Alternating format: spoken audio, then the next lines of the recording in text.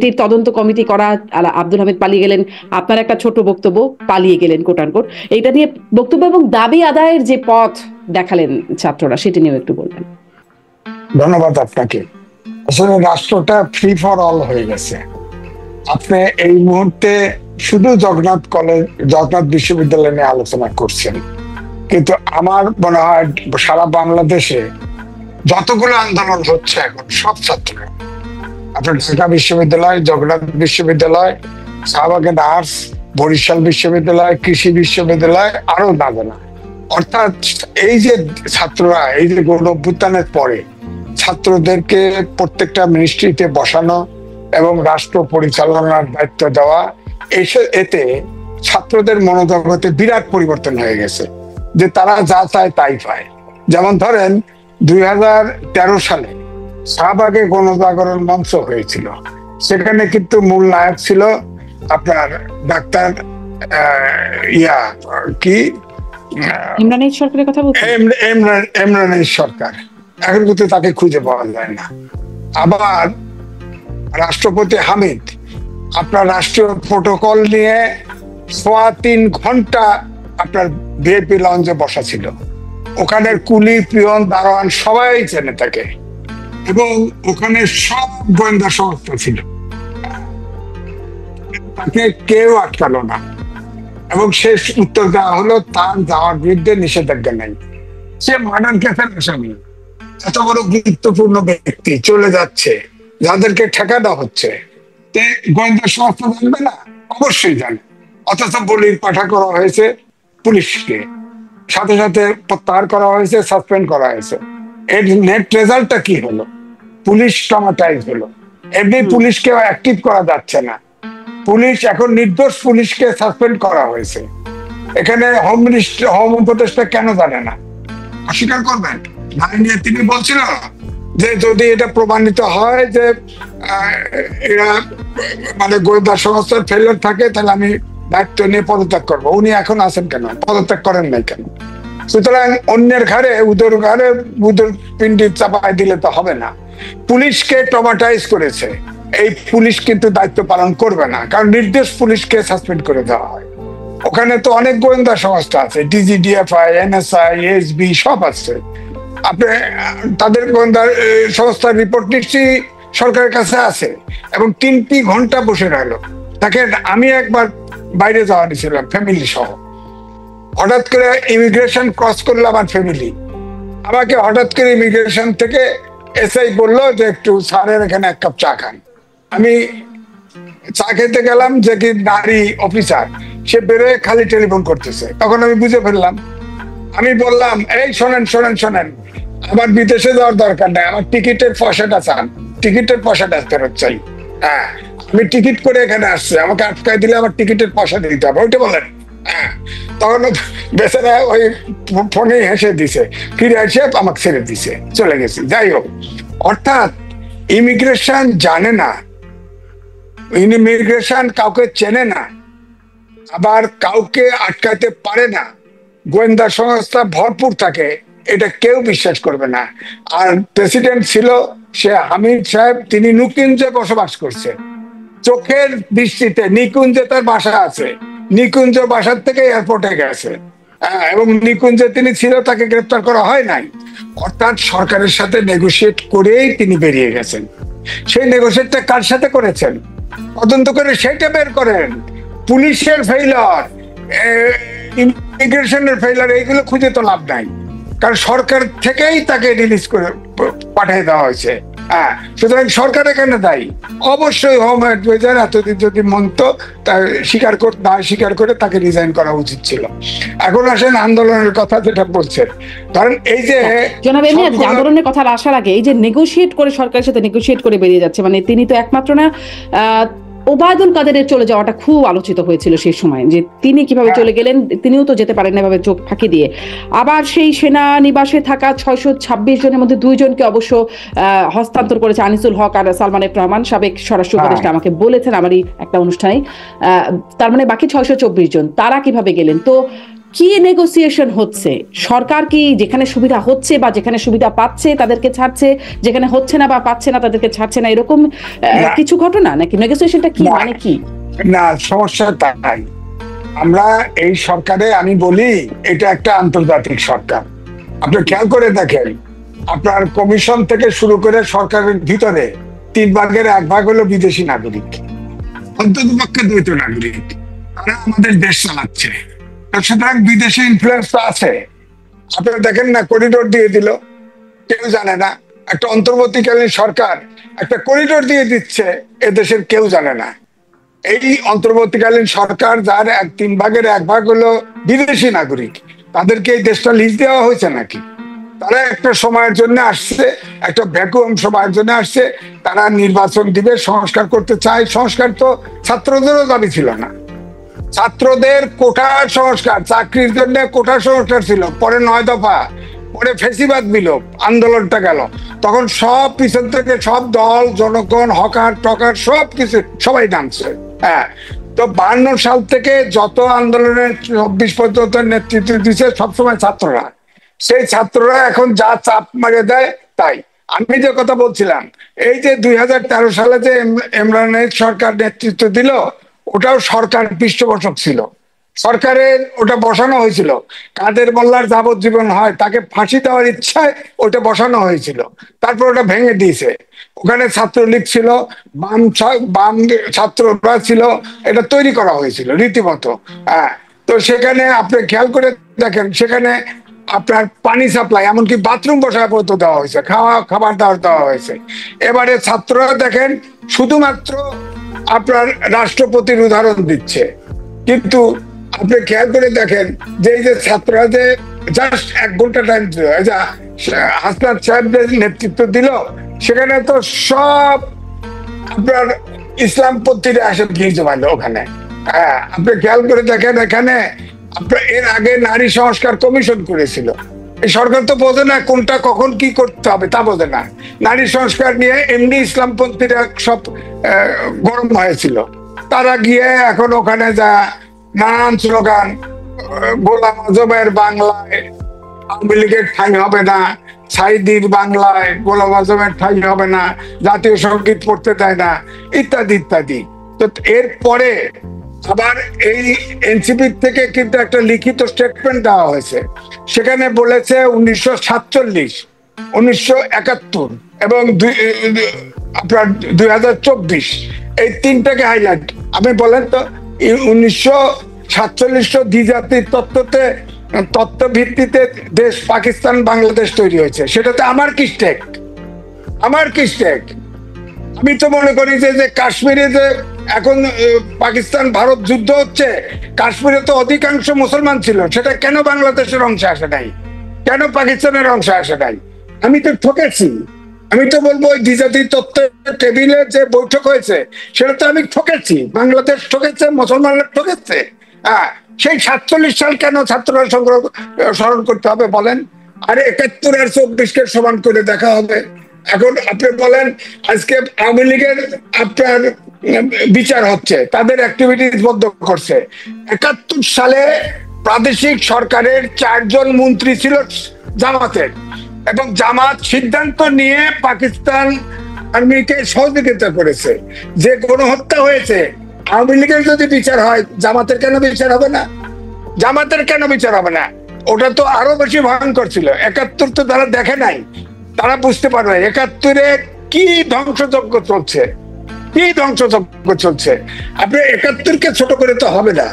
71 আমি পতাকা মানবেন বলতে চান এই প্রসঙ্গে, কিন্তু অপরাধ যখন ইভেন আদালতেও বিচার হয়, তখন নজির বা মানে আগে প্রেসিডেন্স আছে সেগুলো আলোচনা হয়। জি, আমি ঠিক আছে বলি যে ফরিদ সাহেব যে কথাটা বলছে, যেদিন এনসিপি ঘোষণা করা হয় সেদিন কিন্তু ভিডিও দেখানো হয়েছে, সেখানে 47-কে হাইলাইট করা হয়েছে, 71-কে অনেক ক্ষীণ করে দেখানো হয়েছে, আবার 24-কে হাইলাইট করা হয়েছে। 71-কে তো শুরুতে গৌণ করে দেখানো হয়েছে, এবং এই প্রতিবাদের ফলে এখন 71 মূলভিত্তি হয়েছে। 71 তো পুরোটা আপনার নিঃশেষ করে দেওয়ার অবস্থা ছিল। এই অবস্থা। আমি আপনাকে এটার আপাতত আমি তীব্র বিরোধিতা করছি। আমি আবারও আপনাকে রিভিজিট করতে বলবো, এনসিপি মোটেই ৭১কে লঘু করে দেখে না। আমি আপনাকে একদম দায়িত্বশীল জায়গা থেকে দায়িত্ব নিয়ে বলতেছি। না, ঠিক আছে, বাংলাদেশের প্রধান জায়গা, ৭১ বাংলাদেশের ভিত্তিমূলকে অস্বীকার করে কোনো কিছু হয় না। এটা নিয়ে ঠিক আছে, আমরা বলছি যে এটা নন নেগোসিয়েবল। ৭১ কোনো নেগোসিয়েবল প্রশ্ন না। না, আপনার কথাই তো আমি ৪৭ প্রশ্নে আমি আপনাকে একটা জিনিস বলি, ৪৭ প্রশ্ন নিয়ে আমাদের এখানে বহু ধরনের ন্যারেটিভ আছে, দ্বিজাতি তত্ত্ব মিলে অনেক কিছু আছে। আমরা ৪৭ প্রশ্নকে যেভাবে দেখি এটা পরিষ্কার, মানে আমাদের এখানে একটা ধারাবাহিক লড়াই আছে, আমাদের উপনিবেশ বিরোধী লড়াই আছে, আমাদের এখানে পাকিস্তানি সাম্রাজ্যবাদের বিরুদ্ধে কিংবা পাকিস্তানের আগ্রাসনের বিরুদ্ধে আমাদের লড়াই আছে, শোষণ বৈষম্যের বিরুদ্ধে লড়াই আছে, এরপরে আমরা ডেমোক্রেসির জন্য লড়াই করতেছি। কোনোটার থেকে আলাদা না, প্রত্যেকটার সাথে কানেক্টেড। ৪৭ সালে আমরা যে পূর্ব বাংলার মানুষ, আমরা যে পাকিস্তানে যাচ্ছি, আমরা তো ৪৬ সালের নির্বাচনে যারা জয়লাভ করতেছেন তারা তো ডিসাইড করে পূর্ব পাকিস্তান আমরা কিনে নিচ্ছি, মানে আমরা আদায় করে নিচ্ছি। এটা তো আমাদেরকে কেউ করছে না, মানে এটা আমাদেরকে কেউ চাপিয়ে দিচ্ছে না। সেইটা আমাদের ডিসিশন নেওয়ার সিদ্ধান্ত ছিল, যে এটা আমরা ভুলে গেলে হবে না যে ৪৭ আমরা লড়াই করে আদায় করেছি। এবং আপনি একটা জিনিস খেয়াল করেন যে ৪৭ যদি এখানে না হতো, ৪৭-এ পূর্ব বাংলার মানুষ যদি পাকিস্তানের মধ্যে না যায়, তাহলে আপনি ভারতবর্ষের ভিতরে আরেকটা কাশ্মীর হইতেন। ভারতবর্ষে মুসলমানদের কি অবস্থা এটা আপনি জানেন, ঠিক আছে?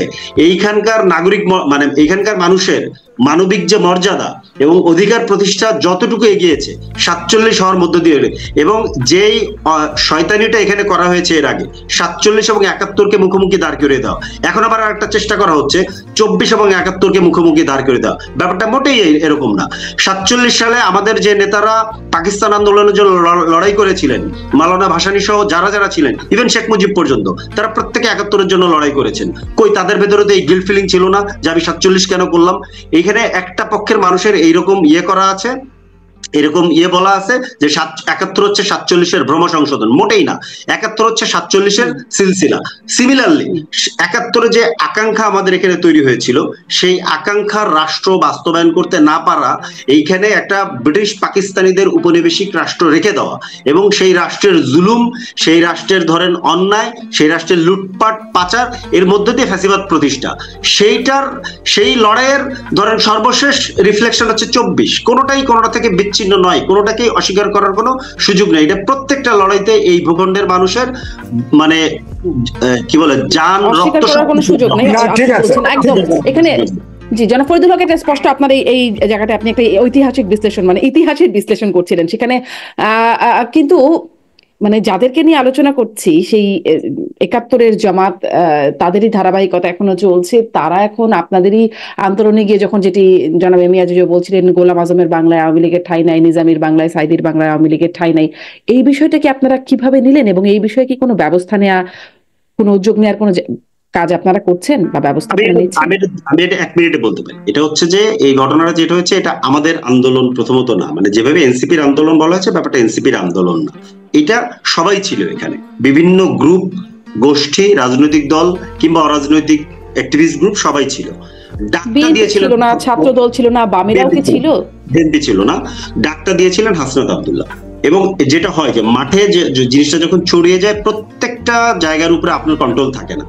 হ্যাঁ, তো এই যে স্লোগান হয়েছে, খুবই আপত্তিকর স্লোগান, এইটা মাঠেই প্রতিবাদ হয়েছে।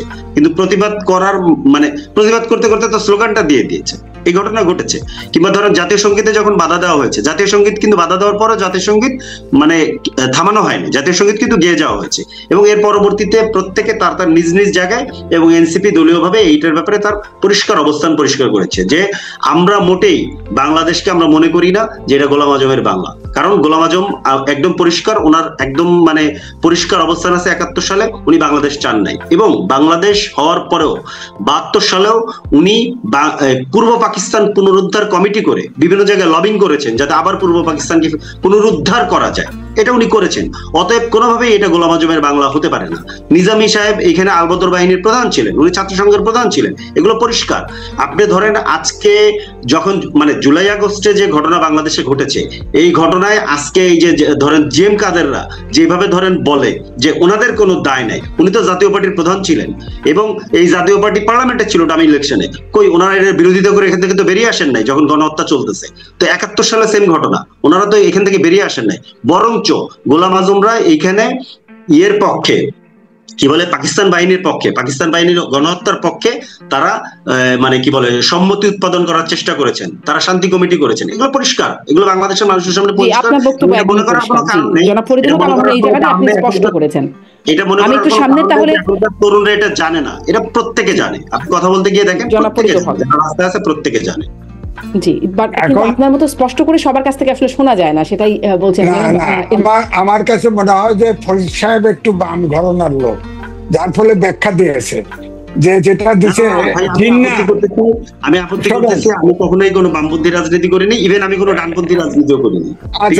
ঠিক আছে, এখন শুরু করছেন, যাই হোক এখন শুরু করেন। নাগরিক কমিটি মানে এখন শুরু করছেন। শোনেন, বিষয়টা হলো জিন্না, আমার ব্যক্তিগত আমি নিজে মুক্তিযোদ্ধা ছিলাম, জিন্না আমাদেরকে ঠকিয়েছে, বৈঠকে ঠকিয়েছে। কারণ আপনার এই যে এই আপনি বললেন কাশ্মীর এই আপনার এই কাশ্মীর যদি আপনার আমাদের যদি থাকতো তাহলে এটা পূর্ব পাকিস্তানের সাথে অথবা পাকিস্তানের সাথে এক হতো। হ্যাঁ, এবং আপনার এই যে আমাদের এদিকে আসাম টাসাম, এই যে 7 সিস্টার, এগুলো আমাদের ভিতরে আসার কথা ছিল মুক্তিযুদ্ধের সময়, কিন্তু সে তার পাকিস্তান নিয়ে সন্তুষ্ট হয়েছে, ভাগের সময় সে পাকিস্তানের দিকে নিয়ে গেছে।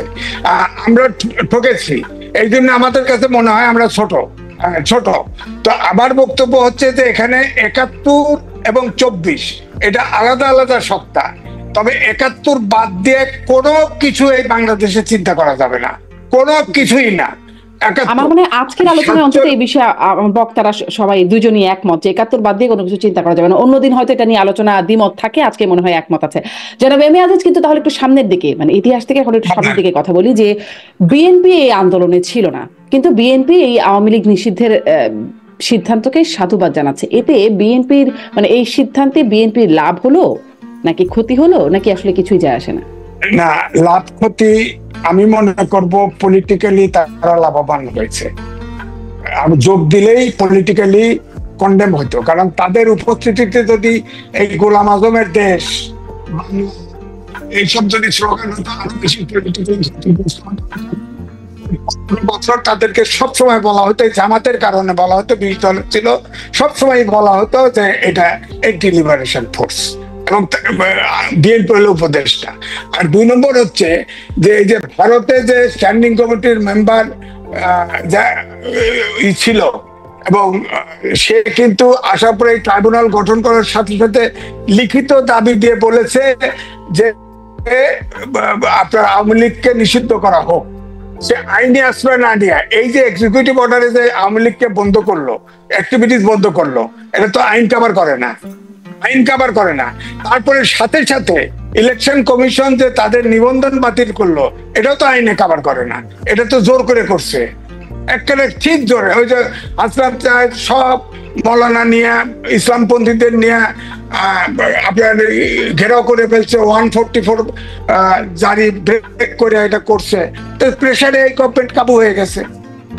ডক্টর মোহাম্মদ ইউনূস বলেছিল না, অন্তর্বর্তীকালীন সরকারের কোন দলকে নিষিদ্ধ করার পরিকল্পনা নেই বলছিল, সেখান থেকে সরল কেন বলেন? নির্বাচনের ক্ষেত্রে বলেছিল যে সব দল যতটুকু একমত হয়, আপনি ইউটিউব খুলে দেখেন, যতটুকু সংস্কারে একমত হয় ততটুকুই নির্বাচনে যাব, যদি একমত না হয় তাও নির্বাচনে যাব, ওয়েবসাইটে দিয়ে দেব, সবাই দেখবে, জনগণ কে কোথায় রাজি হয়েছে, কোথায় রাজি হয় নাই। এখন তো সব পার্টির সাথে হিয়ারিং শেষ, যতটুকু একমত হয়েছে ওটাতে নির্বাচনে যান। দেশটাকে তো বিপদে ফেলে দিচ্ছেন একদম। আপনি খেয়াল করে দেখেন, আমি জাস্ট আপনাকে স্মরণ করে দেই, দেখেন আপনার ওয়ার্ল্ড ব্যাংকের প্রতিবেদনে বলছে আমাদের জিডিপি গ্রোথ 16 সালে হবে 3.3 অর্থাৎ এই বাংলা পূর্ব পাকিস্তানের সময়, আমি পুরো সময় বলবো, বাংলাদেশ না, এত কম জিডিপি কোনোদিনই হয় নাই। অর্থাৎ আবার 26 সালে আমরা উন্নয়নশীল দেশে যাব, তখন জিএসপি সুবিধা বাদ, আপনার সব লোন টোন নেবেন, সবগুলো লোন বেশি, দাম বেশি। আজকে রিপোর্ট আছে, আপনি দেখেন, কালকে রিপোর্ট ছিল ইএন ভিত্তিক লোন নিচ্ছে $7.5 বিলিয়ন, এটা $12 বিলিয়ন হয়ে গেছে। আজকে আপনি দেখেন আইএমএফ এর লোন নেওয়ার জন্য আপনার বাজার ভিত্তিক ডলারের দাম করে দিচ্ছেন। এগুলো সব এখন তো দেশ তো শূন্যে চলে যাবে। এখন ইলেকশনের ব্যাপারে এখনো কোনো কথা নাই। আজকে ডক্টর মোহাম্মদ ইউনূস বক্তৃতা দিলেন চিটাগাঙে, ছাত্ররাই আগামী দিনের বিশ্বের সিদ্ধান্ত নিবে। ছাত্ররা কি দিবে?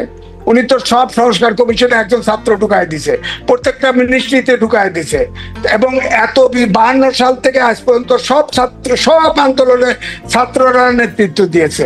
এইভাবে ছাত্ররা নেতারা তো এত বিতর্কিত হয় নাই। এখন সালমান রহমানকে দরবেশ বলছি, এখন ছাত্রদের ভিতরে দরবেশ বাড়ায় গেছে, 400 কোটি টাকা নিয়ে উধাও, এরকম সব মিনিস্ট্রি থেকে। রেলওয়ে ফোকলা করে দিচ্ছে, 3টে ইন্টারমিডিয়েট পার্সোনালকে বসায় দিছে, বলেন সেখানে সব ইজারা টিজারা দিয়ে রেলওয়ের এডিশনাল সেক্রেটারিকে বাধ্য করা হয়েছে। আমরা যারা ঘুষ খায়, যাদেরকে আমরা তিরস্কার করি, সেই অ্যাডিশনাল সেক্রেটারি তাদের অত্যাচারে রিজাইন করে চলে এসে বলে দিছে। তো এই জন্যই আমি বলছি যে ছাত্ররা যে 5ই আগস্টের যে পরিবর্তন, আমরা কিন্তু স্বপ্ন দেখেছিলাম যে দুর্বলতাগুলো আছে এর ভিতরে কেটে যাবে, কিন্তু আমি দেখলাম নতুন বন্দোবস্ত আর পুরন বন্দোবস্তের পক্ষেই চলছে। এখনো নতুন বন্দোবস্ত কিছু আমি দেখতে পাচ্ছি না, তো একই পুরানো যা চলছে এখনো তাই চলছে, লুট তরা সবকিছু চলছে। তো সুতরাং আমাদের ভাগ্যের কোনো পরিবর্তন হচ্ছে না। তো এই 54 বছরে যেমন পরিবর্তন পাই নাই, ভাবছিলাম ছাত্ররা জীবন দিল, লড়াকুর ভাবে একটা পরিবর্তন হবে, কিন্তু সেই পরিবর্তনের আমি কোনো লক্ষণ দেখছি না। নতুন বন্দোবস্ত কি হলো? আপনার এই প্রশ্নটা আমি একটু